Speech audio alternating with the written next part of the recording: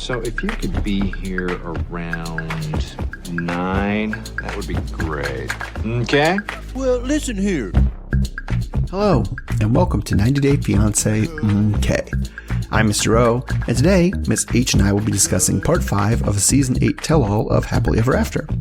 In this episode, Sophie and Thais fight with Loren over her leaving early, Kobe tries to intervene to get Michael to keep his visa, Ashley and Manwell keep up their on-stage fight back at the mansion, Ed and Liz say goodbye, hopefully forever, and Jasmin gets hooked up to a polygraph. We'll be back again next week to talk about the new season of Before the 90 Days, and we're also back on our other channel, Love After Lockup MK, covering the new season of Love After Lockup.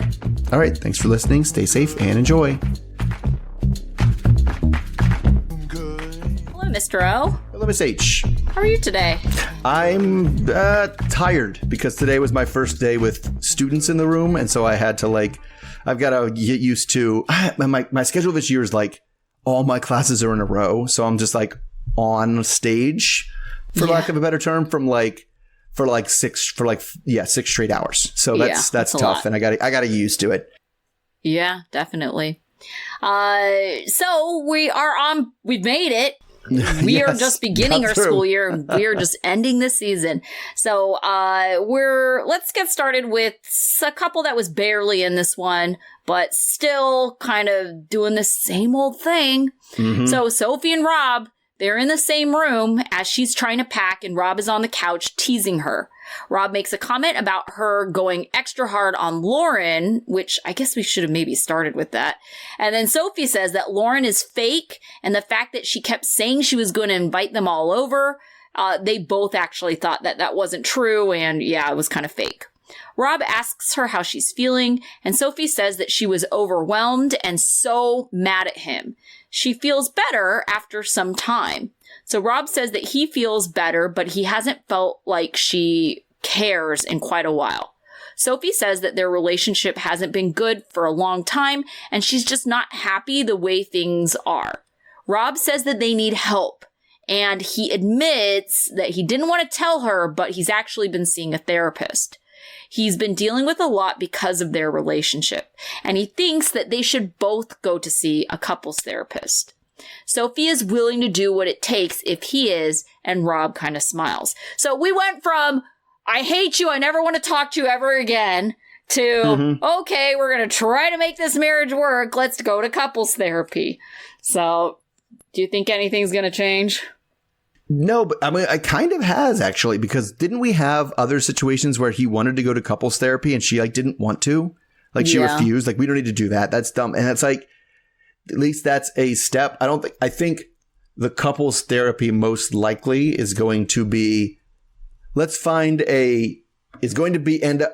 end up with them finding a way to peacefully and permanently end it. Because they're just not compatible at all. Right. And so, I think they could go to the therapy. I think they would both try, but I think it would be more or less, we just fundamentally don't see things the same way.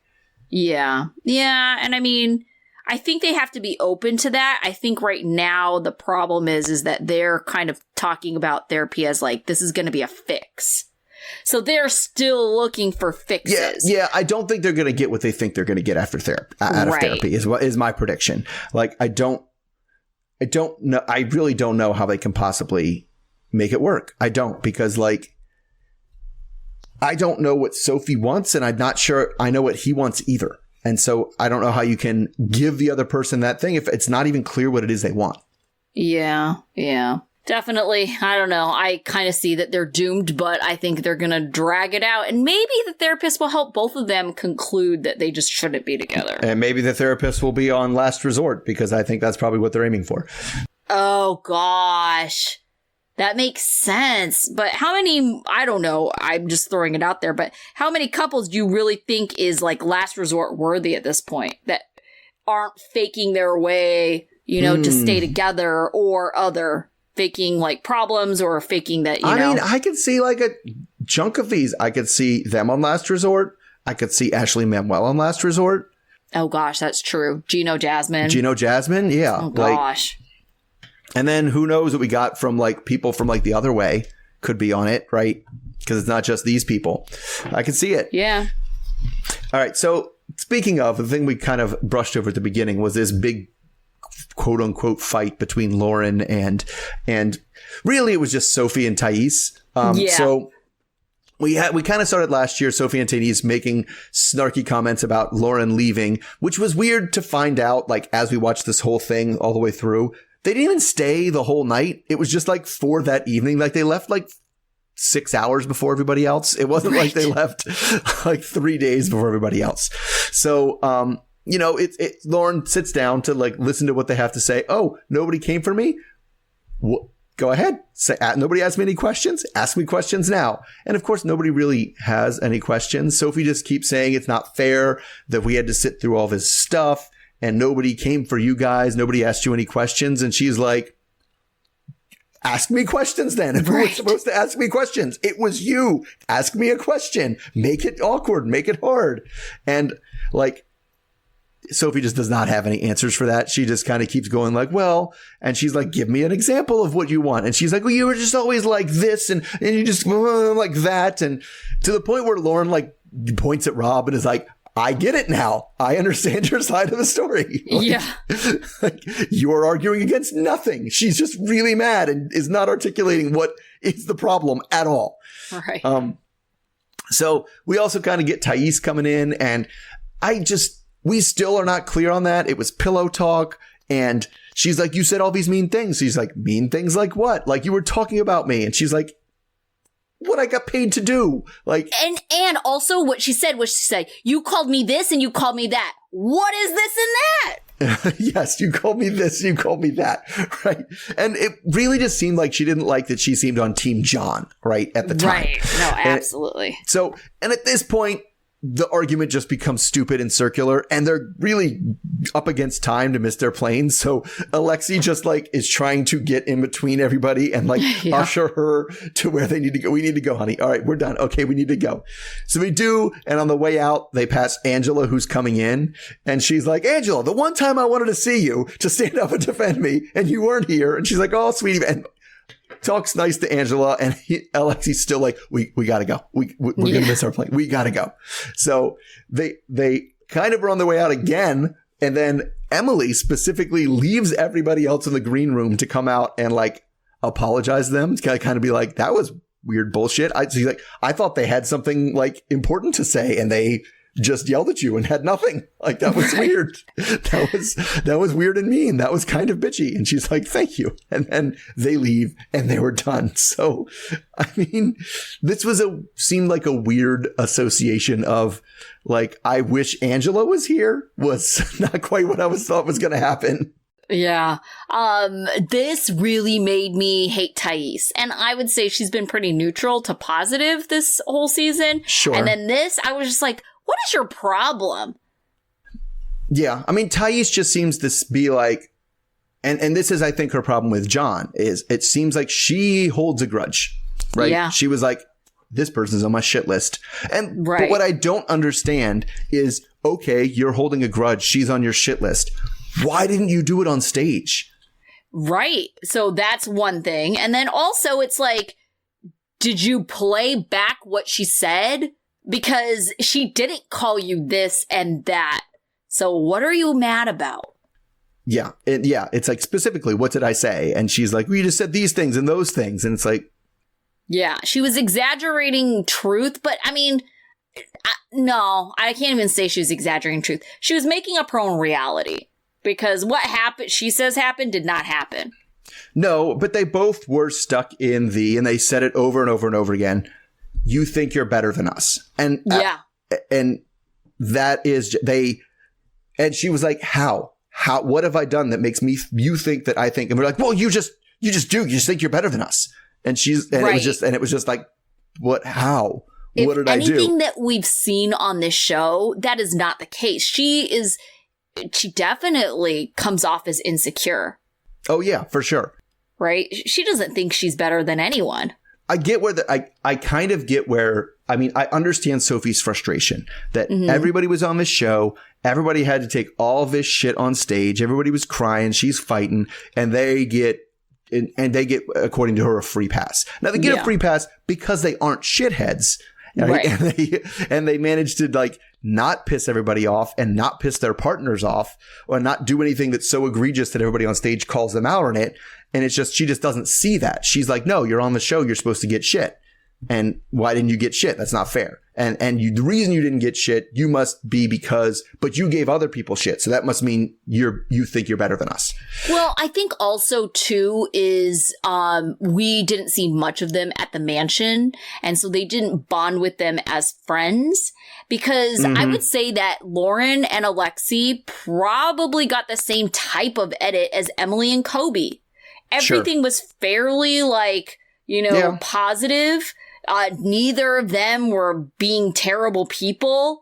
They didn't have any, if anything, Loren and Alexei had more fights than Emily and Kobe did, And so it's like, I don't know, why didn't you go after Emily and Kobe? Oh, because Emily and Kobe were like there, right? And they were involved. And they were still positive and still got positive edits in the mansion, but I feel like that's what was missing, is they felt like, oh, you guys just went off into your room and like, didn't participate in the mansion socialization that's all being televised. Yeah, that's probably true. And I feel like, at the beginning of this 5-part extravaganza, I was calling it the Challenge House. And that sounds about right. Like that is, right. Well, they weren't hanging out they didn't go out drinking with everybody. How are they they think they're better than us? They think they're going to and I'm going to vote them in next time. Forget that. Right. Like similar vibes for sure.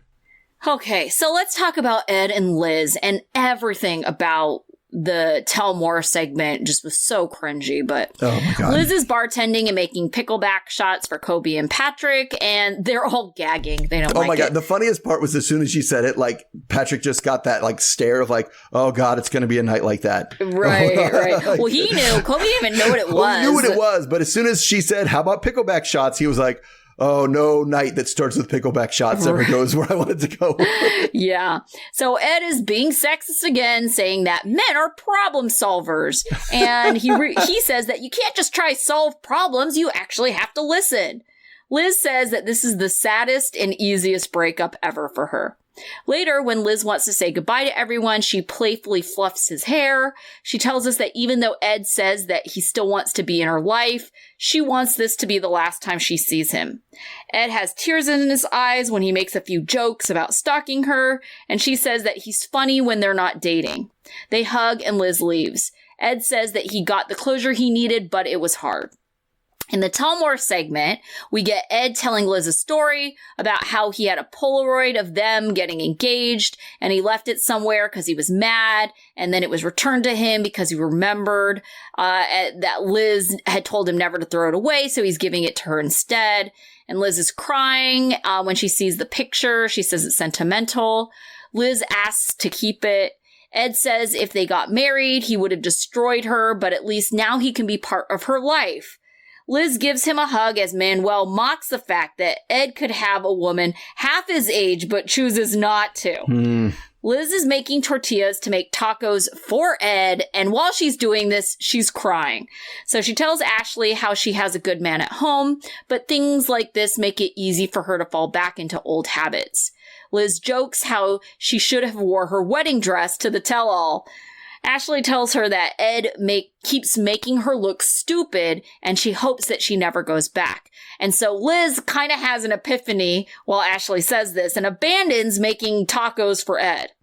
The other girls think that Liz doth protest so much that she must still have feelings for him, which I agree, which is why this whole thing made it so cringy.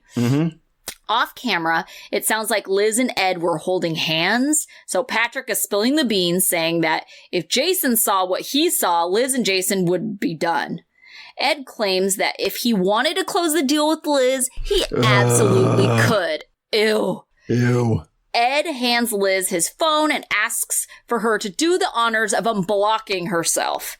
Liz says that during the days that they've been here, they've gotten comfortable again, which ew, Liz, stop it.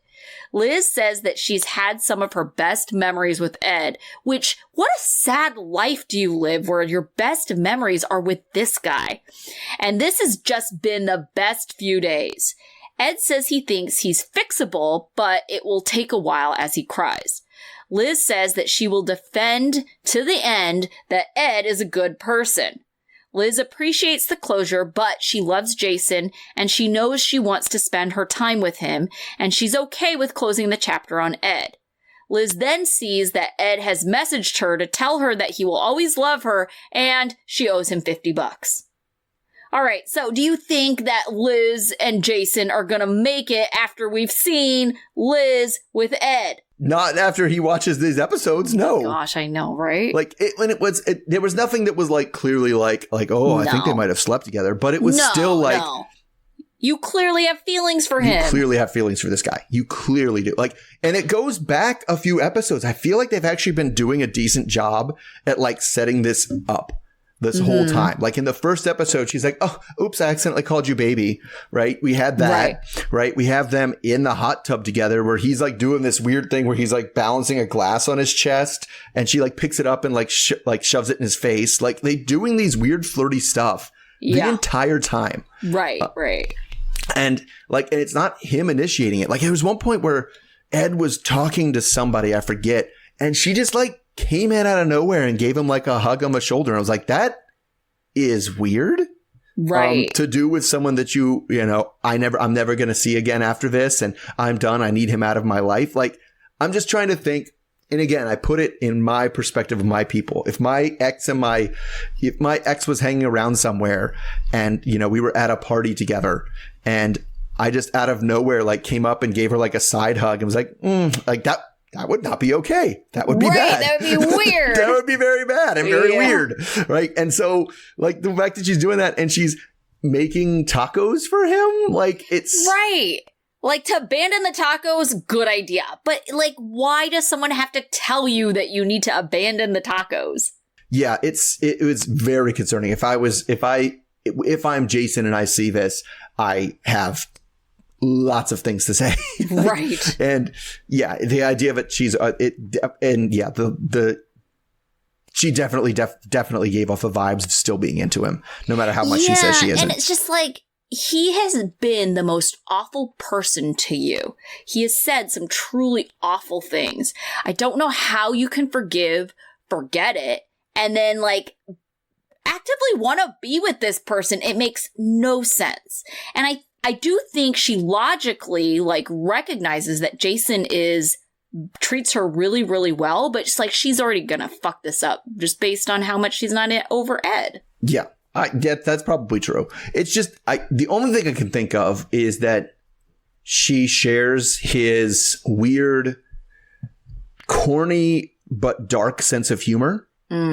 Right? Because that's the way I put his sense of humor. His sense of humor is dark. He's like, oh, I can't believe he said that, but also really corny. Like he made jokes about like, when he was unblocking the phone, like I poisoned your drink, like things like that. And she thought it was hilarious. And I'm like, that was weird and corny. Like that was not a good joke. Was that a joke? I don't know what that is. Yeah. And still at the end of all this, of all the shitty ways she's treated her and everyone else, and we'll get into the next thing I talk about, how he fucks up other people's shit too. Is that like, she's still at the end of this. Yeah, he wasn't the right fit for me, but he's still a good guy. And I was like, he's not. No, though. He's not. He's a terrible person. Like, have you forgotten? Like, and that's the thing is she just gets easy amnesia. Did you not remember how he talked to your mom and you? Do you not remember that your mom says he legit belongs in hell, but you want to defend that he's a good person? Yeah, you're right. Your mom literally the day before was like, I think you're going to hell. Yes. Right. And you're like, but I just don't know how to explain it. I just don't know how you hear that and you have that conversation and then later that day are all more or less lovey-dovey on him. It's weird. Right. So bizarre. I don't get it at all. So jumping to the people that Ed fucked up things for. We don't get any more on stage, at least at the beginning, right, of Jasmin and Gino. But we do get a pretty big blowout fight of them in the mansion afterwards. So it starts off when we're talking. They are asking Gino about the sex again. How can you not have sex with her? I don't understand. Every man would want to have sex with her. And I was like, okay, let's pump the brakes a little bit. And, you know, Gino comes with his same, you know, defense that how can you have sex when you're always having these knockdown, drag out fights, you know, they're going through and things like that. And at some point during the conversation, Jasmin comes in and, you know, Ed has things to say to her about what's going on. And they end up talking over each other a little bit. And, you know, she's yelling about what Gino's does and the visa and things like this. And because she's talking over him, he says the magic words, "You're being Angela right now," which just sets off Jasmin into just incoherent screaming about like everything, like, and then we get both Jasmin and Gino are yelling at each other. He says, "Why is it that I'm always wrong?" She says, "What are you talking about? I'm always the one who's wrong. I have to apologize. I gave up everything for you. Your whole family is against you. Everyone is against you." You know, it just goes terribly. They end up dragging her away. She's crying in the other room. They're trying to calm her down. And then, stupidly, they all start, the girls are trying to calm down Jasmin. The guys are talking to Gino, and like Rob is telling Gino, "Well, you know what you should do? You should follow her in there and you got to chase her. I let it slip away once. I let her run away. And now been fighting for this whole time. You should go in there and try to continue this conversation," which is the dumbest advice I've ever heard. And Gino's like, nope. I know how to deal with this. You have to let her calm down. That's we kind of don't really get any resolution with that, besides the fact that it seems like they're coming back together and sleeping in the same bed. Probably not going to happen tonight. But in the tell more segment, we get what happened before that. And before that is when we had this weird polygraph person who they brought on. Oh, gosh. That was so bizarre. And since this only pertains to Jasmin and Gino, because they bring on a guy with the polygraph and they have everyone in the cast write a question for anybody else, right? So anybody can write a question for anybody. We're going to put them on the polygraph. They're asking the polygraph guy, is it legit? And he says, the polygraph is 100% accurate. And I'm quoting him, as medical equipment. So that's the way he gets around it. He's like, because we both of us know, most people know, polygraphs are not accurate at all. Right. But as medical equipment, yes, it does tell your pulse and it does take your temperature. As medical equipment, it works perfectly. So they have everybody write the questions, and they have the guy in the polygraph go through and say, "Well, I have questions for Gino. I have and would you like to take a polygraph?" And it's completely voluntary. Everybody who there's questions for nopes out of the polygraph except for Jasmin. So she goes on to the polygraph, and we get what was it? He said they had 3 questions, 3 questions for her, and it ends up being 4. So the first question they ask her is, you know, do you find Gino attractive? And she says yes. And of course, the guy's a showman. He's going to be like, that's true. So that was true. They ask her, did she sleep with Dane the night she left from Panama, the night before she left Panama? And he does like the sideways thumb thing and is like, also true. And every time we get true, we get like Gino like whooping it on the side. Oh, like gosh. that, like on the camera. And then the last one they ask is she planning on divorcing Gino? And she says no, and that's also true. And then he's like, wait, I have one more. And he goes, do you think your breasts are too big? And she says yes. And he goes, that's a lie. So she's like, she's right. She's like, yeah, I want him to be bigger. And that's kind of where we go with that. So, and again, I said that was on the, what did they call it? The tell more. Yes. Right? Because so it was annoying. because that whole polygraph thing was a complete waste of everybody's time. Oh, yeah, right? absolutely. Yeah, for sure. Yeah. So besides the polygraph, like, what do you make of this latest argument between Gino and Jasmin? And how did Ed escape the fact that he totally started it? Oh my gosh, Ed's such a moron.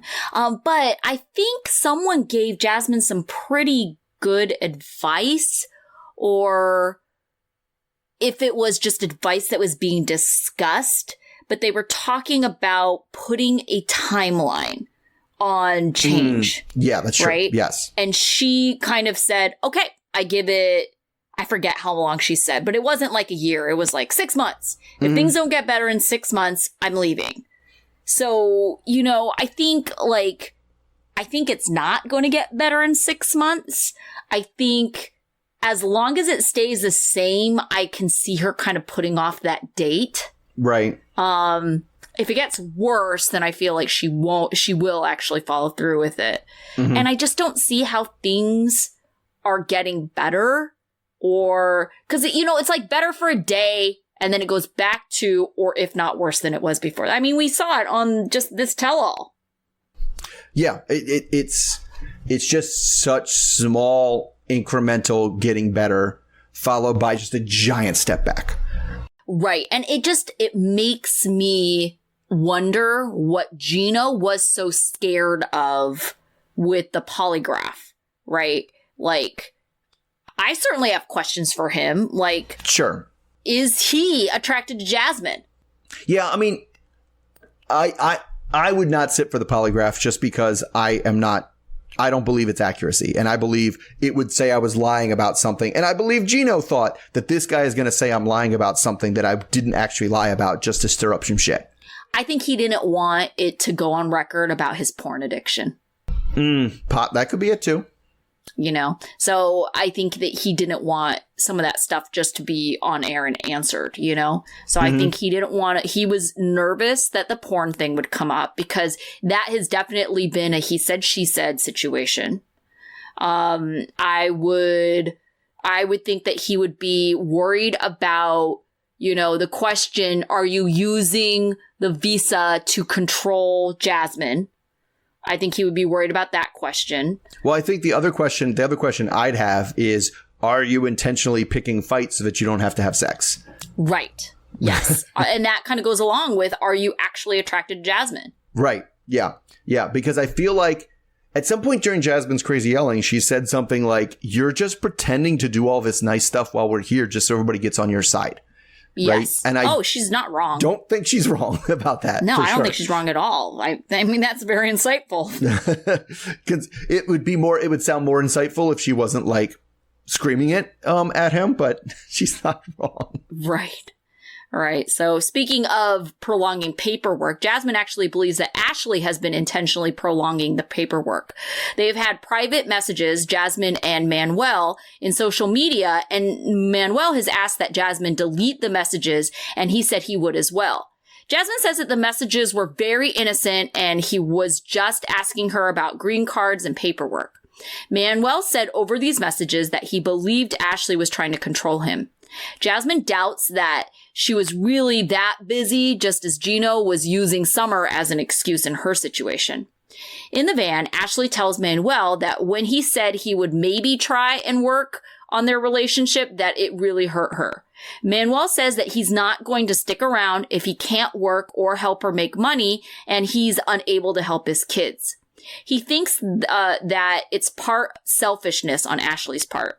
Ashley asks him point blank if his ability to work is what's going to keep him in the marriage. And Manwell says that he doesn't know and it's just stressing him out, so he doesn't want to talk about it anymore. Ashley is offended he called her selfish and said it was selfish. Then she goes on like mockingly, it was selfish of her to bring him over here and doing all the work. She asks if her job isn't as important. She runs ahead of him when they get to the mansion to get to the room first, to then just slam the door behind and say that she needs a moment so he can't come in. Manwell says the money Ashley gives him for his kids is barely enough. He has to pay $200 a month for his kids, and the only reason he's been able to keep up with the payments is because his sister has helped him by taking out a line of credit. Manwell thinks that Ashley is narrow-minded, and because she keeps him housed and fed, he should be happy. Ashley says that the paperwork was hard. Manwell says that he did as much as he could do, which meant he printed out the paperwork and tried to do anything that he could. He denies that she ever printed the papers, and then he's claiming that she's a liar. She claims that she bought a printer just to print out the paperwork. So she isn't a liar. She's printed it several times, she claims. Everyone comes up to see what's happening because they're just arguing. And Ashley claims to get it, that she should have just, done the paperwork sooner. But she feels that she's being unfairly treated and villainized when she's trying to do too much. And he is not admitting to his part in resisting to adapting, which I'm pretty sure just means like not learning English. Manwell walks by and ignores them. Ashley says that she's been bending a lot for this relationship. Manwell tells everyone else that he's the one who found the lawyer, the one that they eventually hired. As they're packing up, Ashley says that she could have taken more accountability for her part in their issues. He thinks that she's a good woman, but she can be selfish. Manwell cries that he's wasting his life here washing her clothes, which he said that a few times. How much laundry does this woman have? So he wants to go home where he can make $100 a week and be in his kid's life. He doesn't want to stay here with her if she's just going to continue doing her thing separately. Ashley tries to hug Manwell as he pushes past her to hug Kobe instead. In the Tell More segment, we see Ashley getting upset because Alexei made a hand gesture that implied shut up in the middle of her talking. When we get a replay of the footage that she's referring to, we hear him say, let her finish, in addition to the hand gesture, because he was trying to get her to stop interrupting someone else. She gossips about it to everyone else and finally pouts and brings it up to Alexei. He tells her that he intended it to be like, let the other person finish, because he noticed that Ashley starts speaking when someone else is still talking and she's interrupting people. He didn't have a problem with her talking. He said the hand gesture is an Israeli thing and he didn't mean it to be disrespectful or rude. Alexei asks her to try not to interrupt, and in turn, he will not do any more hand gestures. Ashley says that she doesn't sense bad juju, but the hair on her back is raised because, she has to remind everyone that she's a witch. And so she has senses. She could curse him if she wanted. Yes, she could definitely get back at him if she wanted to. All right. So, what did you think about Manwell kind of admitting that he's out of here if he can't work soon, it sounds like?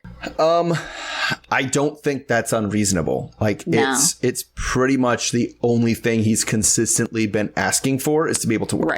Right. So he can send people back. And the fact that it's been slow walked and now we're at this point, that seems like, I've asked for one thing for a year and a half and you haven't been able to give it to me. I have to go.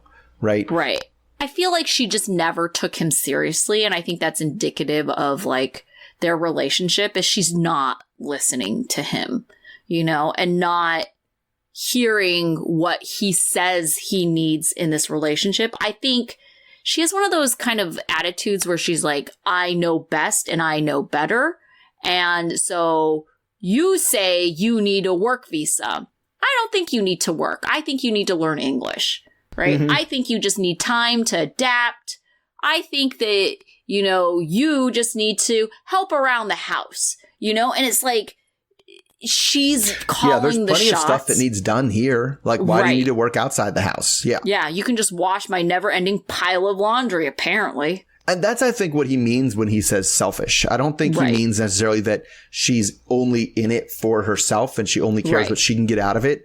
I think he means she doesn't listen to what she makes up her mind, and then just that's the end of the discussion. I've made up my mind already. I thought we have had a few interesting kind of wrinkles that when we hear more of Manwell's story. I thought there was one point where he kind of implied that the reason she hasn't met his kids is because she doesn't seem all that interested in his kids. Yes. Yeah. And that was interesting. And then she kind of made it, and that it does make me wonder, how much of her kind of taking advantage of the fact that he doesn't speak much English. So she definitely gets her narrative quite a bit. But, her saying, he doesn't even introduce me to his kids. And it's like making that be a thing. Well, how is it his fault when he's trying to facilitate, maybe not push too hard, a relationship with you, but you don't seem very interested? Yeah, I mean, I definitely wouldn't want to introduce my kids to somebody that weren't interested in them or anything like that.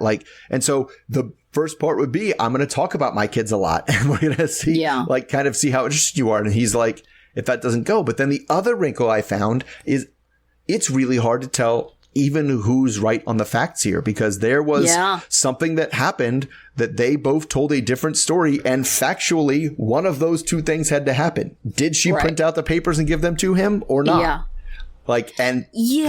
That's an objective thing that either did or did not happen. Well, one thing I would say about them just in general, and maybe more specifically Manwell, like even his stories are not very consistent. Like, no, that's true. What he talks about, like paying for his kids. He talked about his sister. It's like, you already said that Ashley was giving you $200 a month. Mm-hmm. You know, and now you're saying that your sister is the one that's helping you out and she has debt. And it just what I took from that is that they are sending $200 a month. That's not enough. Mm-hmm. And so he had his sister take out a line of credit to supplement the $200 they've been sending to cover things. And now she has debt. But I mean, I guess he wants to make $100 a week, he said. Yeah. Which is not unreasonable. I don't know. I'm curious as to, because I watched this with my partner who grew up in upstate New York. And I'm just like, when I look around, and yes, I do agree that getting a job if you speak English is certainly easier. Mm-hmm. But I know a whole lot of people that speak no English at all and have jobs. Sure, but I think to Jasmin's point when she was having a conversation with Manwell about this, right? It's not that he can't get a job. It's just you're limited in your options for a job. And but that's the thing is, I think where he's sitting, he's like, I don't care. Give me a shovel and tell me where to dig the ditch. What do I need to speak English for? Right. You know, and there's certainly a lot of people that have that exact same mentality, and that's what they're doing. Mm-hmm. He doesn't seem to have any ambitions to do anything like higher. He's not trying to rise up the ranks or figure out which job. He's like, just give work. I will just do work. Put the boards on my back and I will carry them up. I need to work. Right.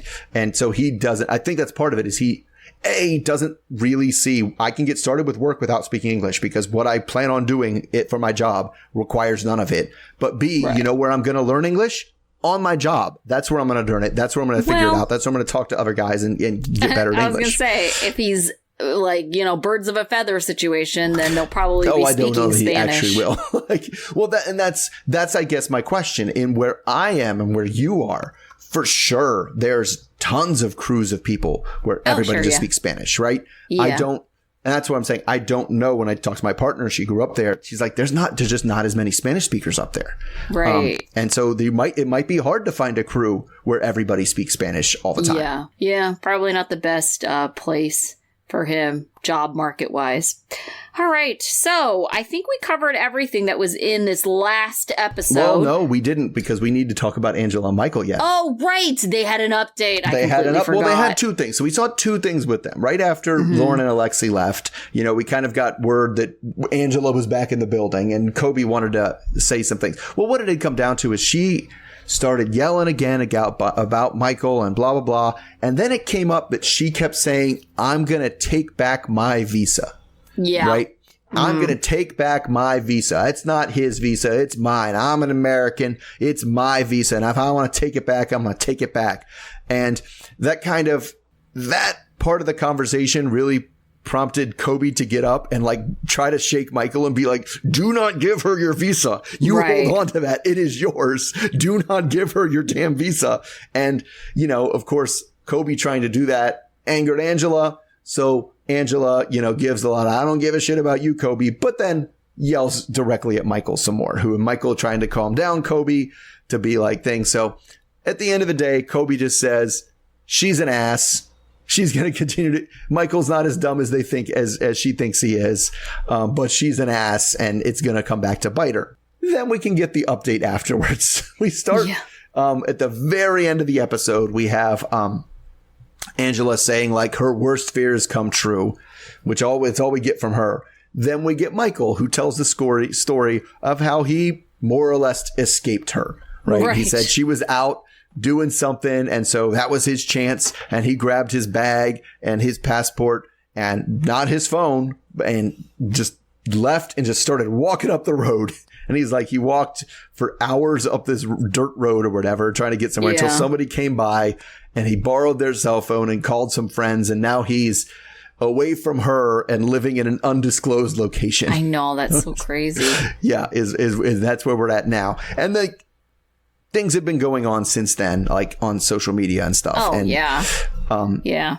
People are very supportive of Michael. He raised way more than his GoFundMe. I think he originally had it for $25,000. Then he tempered his expectations, put it down at $10,000. But I think he got like $30,000 to cover attorney fees for fighting Angela, essentially. Well, it's basically every time Angela comes on TV and is screaming at him, it's like more money in the GoFundMe. But so at least from my understanding, we can kind of talk about because I don't think they're coming back. They're done. They're not coming back to the show. Oh, no. And I mean, she's said so much as well. You know, she said, I will never be on a reality show, or at least this one, right? She said, I'm never going to be on a 90 Day again. And I think it's because of how bad she looks. And I think she knows, right? Well, she knew how bad she looked at the tell-all, and that's why she wasn't showing up. She wasn't storming off this time in anger or things. She knew she looked like shit and was going to get roasted if she actually showed her face on stage again. Right. And so I think she knows that people are not going to be about her. And so rather than wait for a rejection, she's rejecting it first. You can't fire me. I quit. Yeah. Yes. I will never appear on one of your shows ever again. Now, could I see her being on something like House of Villains? Yeah. Yeah, sure. I mean, so, and then what we have is now we have a legal drama, right? Is because I want to say he filed for divorce. And then she turned around and filed for an annulment. I think she filed for an annulment first. Like, he was perfectly happy and content, living apart and, just still being married. Well, in his response to the annulment, at least, now he's like, no, if it's going to be an annulment, it's going to be a divorce. I want alimony. I want split assets, things like that. Right. Which is what the annulment would take away from him. He wouldn't be eligible for any of that. Yeah. Yeah. I think annulment is going to be hard to argue, given you got all this footage. Well, right. And it's funny because in his response to it, they say, she's abused him privately and publicly. So this footage from the show is definitely, trying to be used as evidence that she was abusive. Right. So, yeah, But then it is also hard to prove that he actually loved her. I mean, but how do you prove or disprove can't prove that? That's not even grounds for an annulment. It had to be there was some sort of fraudulent thing. So I guess they'll try to use the Paradise Men thing, but that's going to be hard to pull when you're like, this took 7 years. Right. It was together. It's a very long con. You convinced the immigration services that you were a legitimate couple. It's hard to argue that this was all fraud and it was a just scam job when it goes on for so long. And through all these things, what other people would have broken up. It's tough to, I think that's right. I think it sounds like a tough argument to make. Right. We did get an update from Emily and Kobe, too. I forgot about that. Yes, we did. So they were fighting because Kobe was insisting on calling their son, and they're trying to make it a surprise what their last child is going to be. Well, I don't know. I can't even say last child. Their third child is going to be. Yes, their most recent child. Yes. Yeah. So they decided, they will find out when the baby's born, if it was going to be a boy or a girl. So they're trying to pick out names in either scenario. And it sounds like Kobe was really hell-bent on naming the kid Valerie after his friend. And so Emily is incredibly upset because Kobe does not seem like he wants to budge. Well, it wasn't even Valerie. It was like a nickname for Valerie. It was Atem. Atem, yeah. So, but Emily is just really upset at the fact that he doesn't even want to compromise. And Kobe does not like to see Emily cry. And so he tries to console her.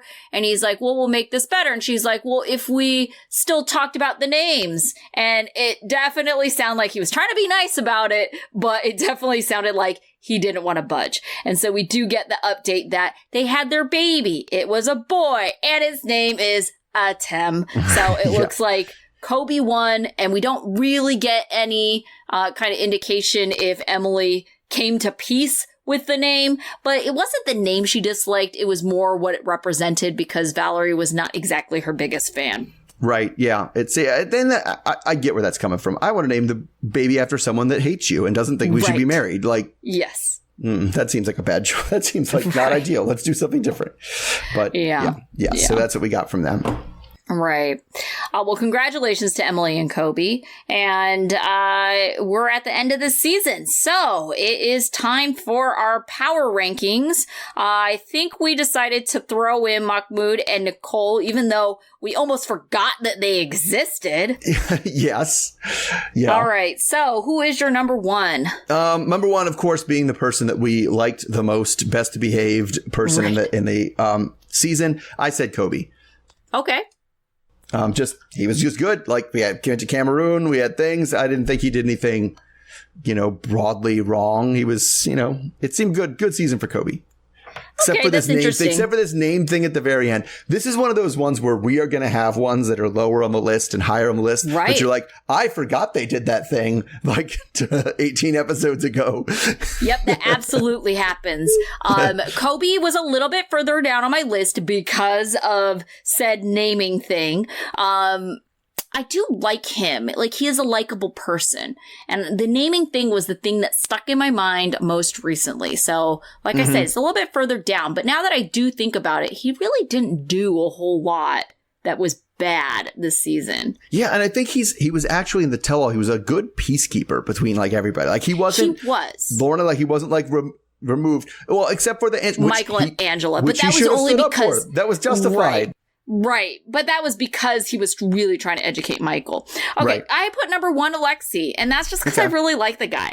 I think that in his own way, he also was peacekeeper. I think the worst thing that he did, and I'm not saying it wasn't bad, was his whole misogynist conversation he had with Loren that he did get told off about. But at the same time, he recognized that that was just an initial reaction of him being upset. And he has come to terms with being a cheerleader for Loren. And so their happy little life can go on, at least for now. Yeah. I mean, it's funny because I also kind of take issue with the word cheerleader. If you were like, support my partner, absolutely. Right. Be their cheerleader, because the cheerleader implies like that you're just on the sidelines. Yeah. Sure. Sure. Okay. So how about your number two? So my number two was Alexei. Sure. I broadly agreed with most of what you said there. All right. My number two was Michael. I mean, if we think about what he did wrong, I guess wanting to come to America so badly to date Angela. Yeah. That married Angela. Just that fact that he's kind of put up with all of his stuff put him much lower on mine. Okay. Yeah, I mean, but I mean, he's a likable guy once he's allowed to talk. Kind of. I don't know. Yeah, well, I actually don't know. I don't know how like much of a asshole he really is or isn't, because we don't get to literally ever hear him talk. Yeah. Okay, how about your number three? So my number three, I said Patrick, and that was kind of me thinking back. He said some gross things in the house, right? Yeah. But when I think back about what he did with his father and like all the stuff in there and trying to, make right with Thais's dad and stuff like that was all pretty good stuff, and just, kind of tanked it at the end there. Yeah. I was gonna say Patrick was a little bit lower for me because in the house specifically, not necessarily on the tell-all, he's a shit stirrer. And I'm like, I don't like that. So my number three was Emily. As much as she annoys me sometimes, it's really the thing that annoys me about her is how bratty she acts in front of her parents. Yeah, that was bad. But if you kind of take that away, I actually like her okay. And she really didn't do anything bad except for be bratty in front of her parents. Yeah, so I put Emily at number 4. I put Emily at number 4 because my biggest issue... And I didn't think about how bratty she was with her parents. But the other thing I have issue with is she is always too willing to go along with production's stupid plot lines. No, right. I want to meet your ex-girlfriend. Like, you did not want to meet his ex-girlfriend. Like, fight production a little bit, Emily. Come on. Right. Yeah. I went number 4 was Kobe. And I don't know for any particular reason other than the whole naming thing, because I sided with Emily. Like, you should be allowed one veto. Yeah, I mean, yes, you should be allowed. Probably it should be a discussion. It should be a discussion. At least one veto. She wasn't even allowed one veto, you know? Yes. That doesn't seem right. Like, what do you name your kid? I would name him Adolf. You cannot name the kid Adolf. No, it must be Adolf. Sorry. Yeah, so, oh gosh. All right, so that brings us to number 5. So, number 5, I said Loren. Okay, I did too. Not crazy about having the surgery in general, and like even the way she defended the surgery. Right. Like, I especially didn't like the way she kept saying it was for Alexei. Right. And it was definitely not for Alexei. Alexei did not want that. Yeah. And so that really is the biggest thing. Yeah, but I think also too, in her defense of saying it's for Alexei, is that's what she thinks Alexei wants, which is why she's like so insecure. Mm-hmm. You know, she can't just accept that the guy likes her for her and how she is. Sure. Yeah. But it also was a little bit of that touch of Ashley. Well, I know what you want better than you know what you want. Right. Right. Yeah. Okay. My number 6 was Patrick, because once again, like, he's mostly a good dude. And it's very clear that he cares for Thais. Every once in a while, you're kind of like, come on, I get that they're your family, but your dad and John, like, sometimes you just gotta, like, rein it in and put some boundaries up with them. But the thing that really put Patrick further down for me, because that all stuff is, like, more minor than people who are higher than him, was he's just shit stirring. Mm-hmm. Like, even his comment about, hey, you want to hear what Ed and Liz did? If I were Jason, bye. Sure. Yeah. Well, I thought one of the funnier shit-stirring, it wasn't even a shit-stirring thing. One of the funny things, we kind of skipped over it, was with him, was when Manwell was talking about how I'm the one who got the lawyer. And he said it to Patrick and, like, Rob, and they were like, does anybody speak Spanish? Can you tell me what he just said to us? like anybody, and then Sophie was like, jumps in. I know a little Spanish. Like, yeah. Why did they have the interpreter for him the whole time? Because at the house. I know that was weird. Some of the days. I also just love the idea of he's just wasted and like ranting at people who don't speak Spanish and just like. Yeah. Okay. Does that bring us to your number 7? It brings us it's my number 6 actually. Oh, okay. And that's where I slotted Mahmoud. Okay. Because we forgot about him, and I did forget about him. He really didn't do much except wander off in the street a few times. Like, yeah. And I just thought he was kind of put in a terrible situation. Yeah. And I don't know if they made the best of it, but that's what it is. Yeah, I had a little bit further down, but it might just be because I'm remembering things from the first time he was on, right? True. Yeah. Right. Yeah. Okay, so how about your number 7 then? So my number 7 then, that's where I put Thais. Okay. Not great. She holds grudges. The weird thing, how she like, oh, my friend was totally right to come after John. I don't know why he was upset that my friend would come after John. Just those kind of things. Like, she has in her head, and we saw it with Loren, she has good guys and she has bad guys, and the good guys can do no wrong and the bad guys can do no right. Right. Yeah. She's definitely further down. My number 7 was Jasmin. I actually like Jasmin as a person.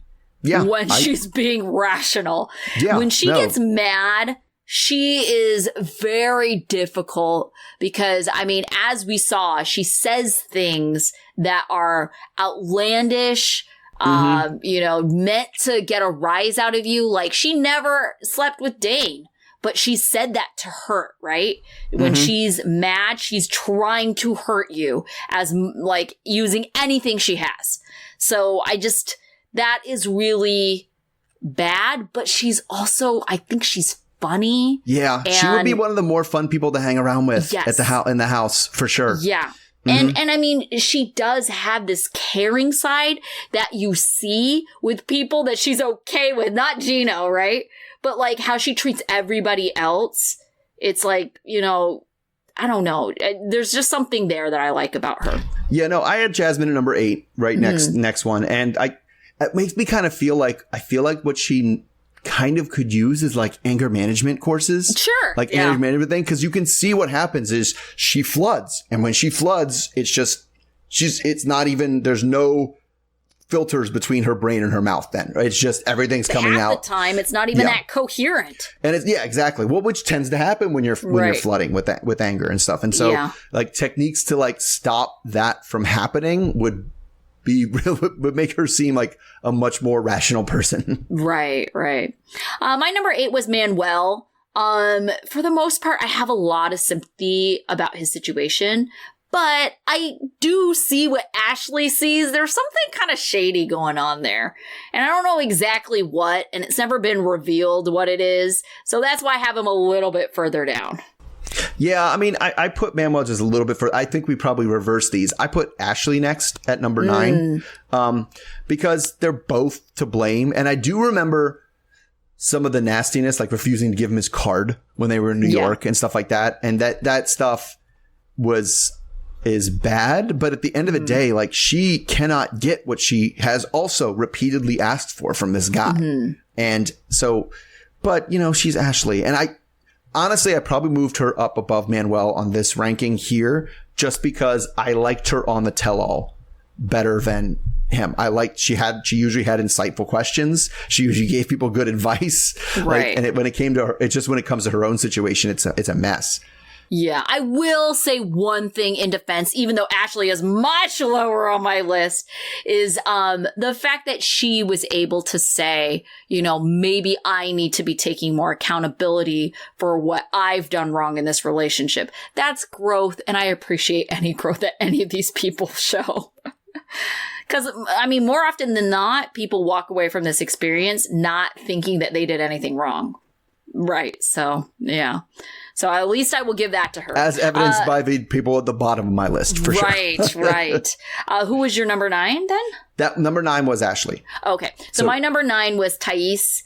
Thais, her general hatred towards John, it just seems irrational. Sure. Right? I think her fight with Loren just seems irrational. And I see her kind of making up her own drama, her own narrative in her mind, right? And it's really frustrating because it's like, she's mad at these people. And it's like, if you try to put in words about why exactly you're mad, it like doesn't make sense. And so it's very frustrating. And so that's why I put her lower down. Plus, she also was shit stirring, bringing up random things at inappropriate times. You know, you said you were going to get a divorce. Like, I don't know if that's, or actually maybe Jasmin did that. But, you know, Thais was definitely in the middle of most of the drama at the house. She's there for it. Oh, she is. Yeah, she's there for the tea. She's the one who's giggling on the stairs when Angela's freaking out. I'm like, oh, right, she's coming out. Like, she's the ringleader of that for sure. Right. So, okay, how about your number 10? My number 10, that's where I put Rob. Okay. Rob's still a shithead. Yes. But he definitely got the upper hand of the things that are going on in this season over Sophie. Sure. But and I just feel like he didn't do as many openly shitty things that we saw him this time, right? But still is like, what are you doing with this bottle girl incident? What are you doing with the still kind of way too defensive about the online cheating that gets brought up way too much, but it's still so, you know, still a lot to improve on there, but you know, that puts him more or less in the middle of the pack. Okay. I went number 10, Mahmoud is where I stuck Mahmoud. For the most part, I did feel a lot of empathy for him. You know, this is a foreign country to him. Nicole was not welcoming even the slightest bit, you know, and so I get that this was a bad situation, but at the same time,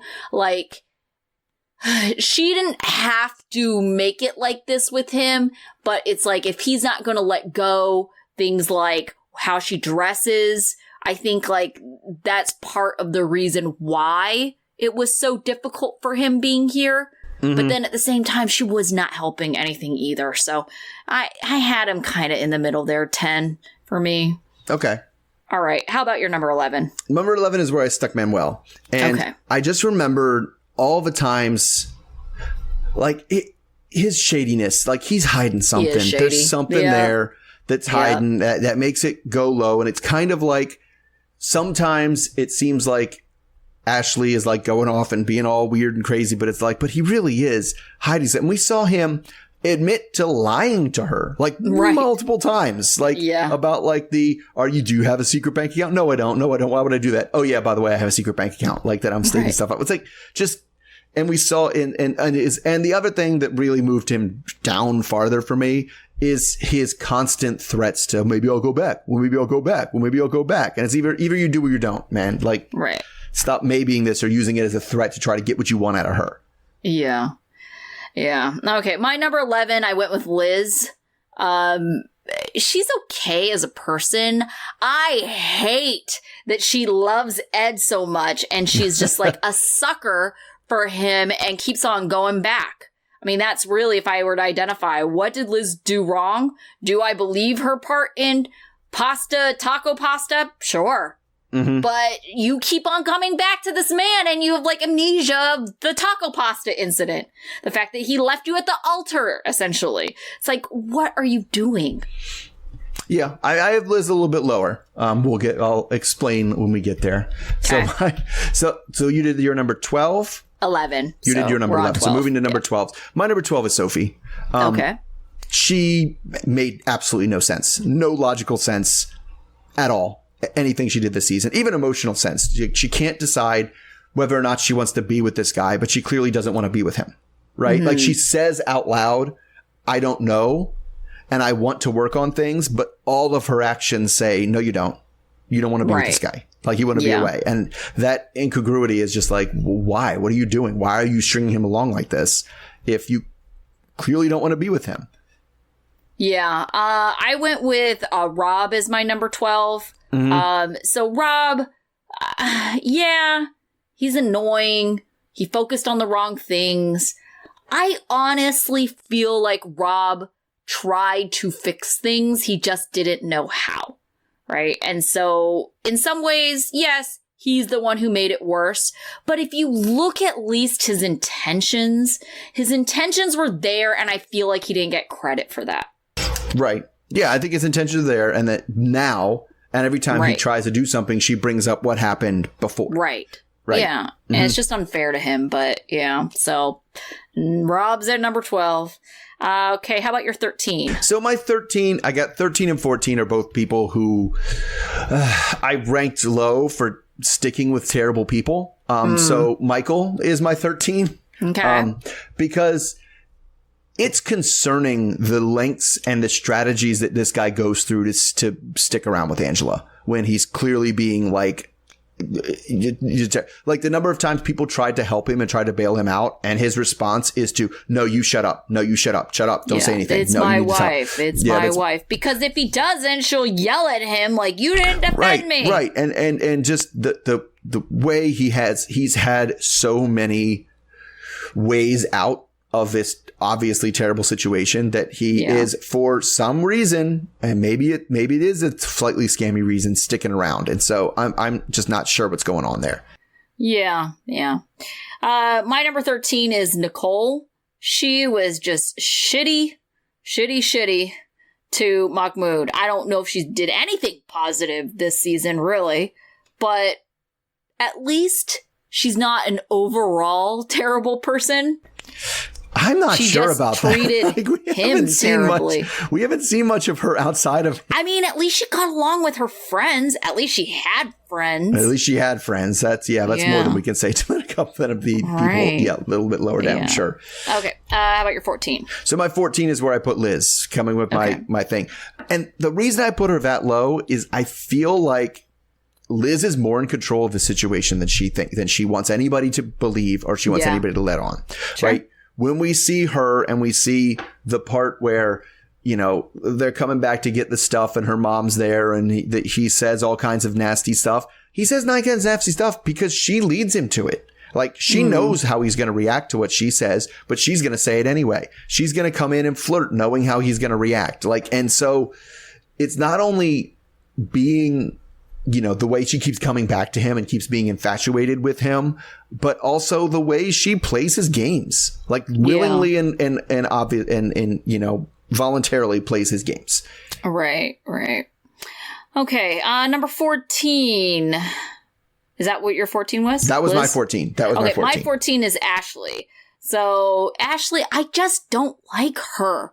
I don't know what it is. I do think the tell-all helped me like her a little bit more, because she does have, like, very insightful things to other people. But when it comes to her own damn relationship, it's like, come on, have a little, like, introspection, like, perspective, and be able to, you know, come up with something that isn't just always blaming Manwell. Yeah, it isn't. If he doesn't, then yeah. That's true. Yeah, and her whole, like, thing with, you know, prolonging the paperwork and trying to fight everyone about it, like, you know, on stage at the tell-all. It's like, girl, you're wrong, you know? At least she admitted to it later, but sure. Yeah, but it was just really frustrating how she was just like, you're not picking up what I'm putting down. It's like, no, because you're full of bullshit. No, we are picking up what you're putting down. We're telling you it's bullshit. Exactly. Right. Yes. Yeah. All right. What about your 15? 15 is where I put Gino. And he's always Gino, right? Yeah. And especially the way I'm trying to even think about the things that happened this season that went down, but it sticks with me as the way he was playing everybody in this house, making them, oh yeah, I'm really going to try. I'm doing this role for her. And I think it was, like she said, all a show for everybody who was there. Oh, I agree. Absolutely. But Gino's slightly further down lower. for me. Well, there's not much lower you can go. We're getting down to the end here. I know. I know what your bottom 3 is. And my bottom 3 does not include Sophie, who is my number 15. Sophie, she is so infuriating everything this entire season. Like how you keep running away, how you keep saying, I need time to think. What have you been doing for the last 6 months when you haven't been living with Rob? You know, and then just her blaming him for absolutely everything, thinking that she has done absolutely nothing wrong, that Rob is the one that completely needs to be fixed, going after Loren at the tell-all. It's just like, oh my gosh, like at what point do you look at yourself and be like, okay, there are things that I could work on other than my cleanliness, because that was the only thing. Yeah, you're right. Yeah. Somewhat copped to being like, yeah. And then even then she was like, yeah, I was unclean because I was depressed because of how badly you were treating me. It's like, well, okay, we got halfway there. And she was also the whole time was when pushed for specifics, didn't really have them. It was just like, well, just she didn't. Having dates and, just mean. And he's just not nice to me. And yeah, but that's what's frustrating about her is that in all relationships, Loren, if you're not just completely inflating her ego all the time, she's like, what, you're being mean. What are you doing? What are you even doing? Yeah. And it just seemed like she wanted Rob to kind of treat her like a princess or some ridiculous thing like that. And it's just like, that's not how relationships are. They are two ways. And how well were you treating Rob? You put this all on him, like how he's treating you. But it doesn't look like you've been treating him like a king, taking him out to date nights. Yeah, exactly. Right. Yeah. And she's like, oh, well, I did my part. I dressed up for him when he wanted it. It's like, well, Well, and then I dressed up for him and then continue to kink shame him about it every time it comes up. Like, Yeah. So, she was my number 15. So, your bottom 3 is not quite the same as my bottom 3, but we'll see. I think our bottom 2 might be the same. I think our bottom 2 are going to be the same because Nicole is 16. Okay, so Gino was my 16. Yeah, so Nicole to me was just awful. Like you said, nothing redeeming. She basically brought this guy here, rubbed his face in every part of American culture that she knew he would hate, like basically locked him in a room, brought her drunk friends home to him, told him to get out, and then kidnapped him when he did. It was like, remember, she like pulled up at the street and basically shoved him in a car. Like it was. He's like, wait, what? Bad. You told me to leave. What's happening? Very bad. Yeah. Like this is not how you treat anybody. Right. Gino was my number 16. I hate this dude. The only reason why Gino is not lower is because I hate one person more than him and one person is an abuser. So, That's the only reason. But quite truthfully, personally, I probably like Angela more than Gino. Nice Angela can be fine. At least there exists a nice Angela. I don't think there was a nice Gino that does exist. Fair enough. True. Yeah. All right. So 17 and 18, I have a feeling you ranked it the same I did. I had 17 Ed, 18 Angela. Yeah, that's right. Mm-hmm. I mean, you have to put the abuser at the end. Before I put anything else down, I put 17 Ed, 18 Angela. Like I did too. I built my list up. Mm-hmm. Yeah. Yeah. So, I mean, she's an abuser. She's last. She's done. That was we just saw abuse on the screen. Right. And I even like rumored abuse. That's abuse. Like what we saw on the screen is abuse, and there's no ways around it. Yeah. And then Ed is just an awful, awful person. The stuff he says. And like there's some element where, when we were watching Last Resort, it's kind of like you have some empathy that he lashes out because he's trying to, whatever, he feels hurt in life. And so he's lashing out first, but it's no excuse. He is almost 60 years old and how he handles things is just absurdly, ridiculously awful. And it's like how you have made it this far in life without maturing, without realizing like, oh man, like I just said like the worst thing you could possibly say to someone, and it's just like, I don't understand how this guy has any relationships with any human being. He's so awful. You'd think it would sink in at some point, like, because the one thing we don't get, remember when we met him, the first fact of all, Liz shouldn't even be on this show because it's that there's no foreign people in that. It's a 90-day fiance. But right. Like the first time with Rose, still one of the most satisfying scenes we ever had was the scene where Rose just was like, no, you're a piece of shit. You're an asshole. Yeah. You did all these things. This is why you're an asshole. I think you're a huge asshole. You're not going to convince me otherwise. Leave me the fuck alone. Right. That was like one of the best scenes we ever had. And like, you'd think multiple people have had to do that to him. Yeah. Right. And I'm sure. Well, it makes me wonder a little bit too, because people treat other people differently if they feel like it's going to make it look bad, because Ed has, cause he looks different than other people. Mm-hmm. Like, I can see people kind of approaching rejection with Ed, like with kid gloves, just because you're just kind of like, well, I don't want to be accused of being against people with, I don't even know what to call it. I don't want to say it's a disability. Whatever. Like, differently. Yeah, whatever it is.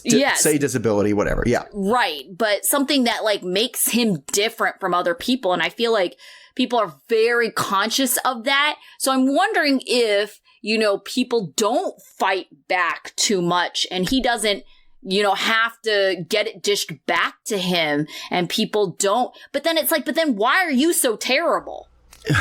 Right. Yeah. I don't know what it is. I don't know why he's so terrible, but like, and the fact that he can't even let anything be not about him. Right.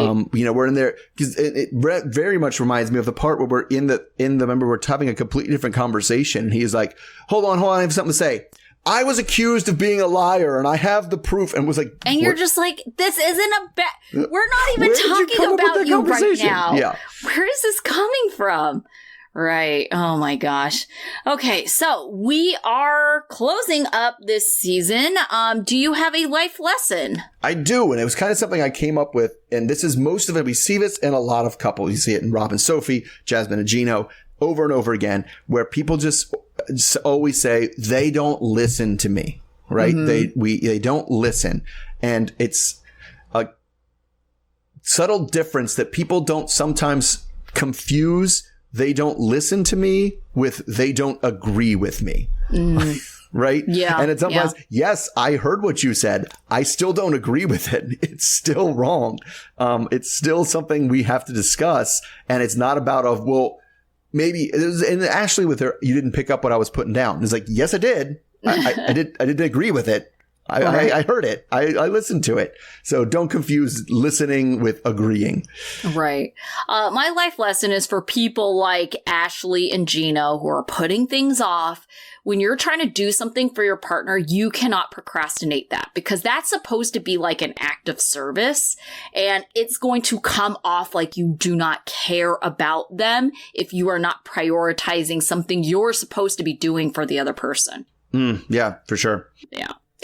All right. So, next week we are starting before the 90 days, it sounds like. And in preparation for that, we have talked about this and tried to forewarn people, but we are going to start releasing at a later date, mostly because I have a night class that conflicts, and then also because we want to be able to enjoy our weekends and not have to carve out time on a Sunday specifically. 2 hours on a Sunday. Yeah, that can really cut into your social life. So we are going to commit to releasing by Wednesday, but it may come out earlier, but, just expect Wednesday in the future. So until next Wednesday. Yep. We'll see everybody then. All right. Okay. Bye. All right. Bye.